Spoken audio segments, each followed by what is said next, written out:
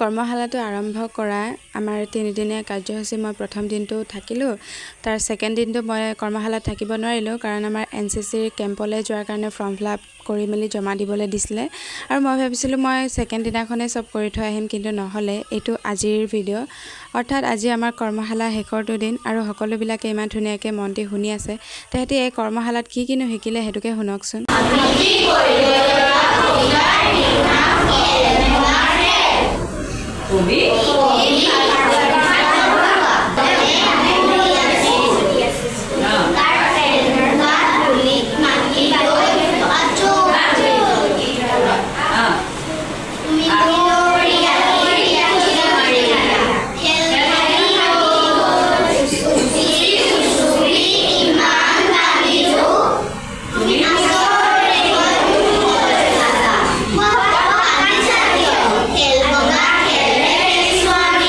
ভিডিঅ'ত ইমানবোৰ দেখুৱাটো সম্ভৱ নহয়, সেইকাৰণে খুব কমকৈ দেখাইছোঁ।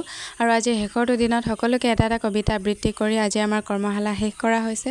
এই চেগতে মই উষা বাইদেউক বহুত ধন্যবাদ জনাইছোঁ যে তেওঁৰ উৎসাহৰ পৰাই মই আৰু মোৰ বান্ধৱী অশ্লেষাই এটা অনুষ্ঠান পাতিবলৈ সক্ষম হ'লোঁ আৰু অনুষ্ঠানটো খুব সুন্দৰকৈ চলি গ'ল। ইয়াৰ লগতে আমি সৰুতে পঢ়ি অহা LP স্কুলখনৰ হালিমী বাইদেউ আৰু প্ৰধান শিক্ষক আছফ ছাৰে বহুত সহায় সহযোগিতা কৰিলে, সেইবাবে তেওঁলোককো বহুত ধন্যবাদ জনাইছোঁ। আজিৰ ভিডিঅ'টো ইমানেই আছিলে। বাই।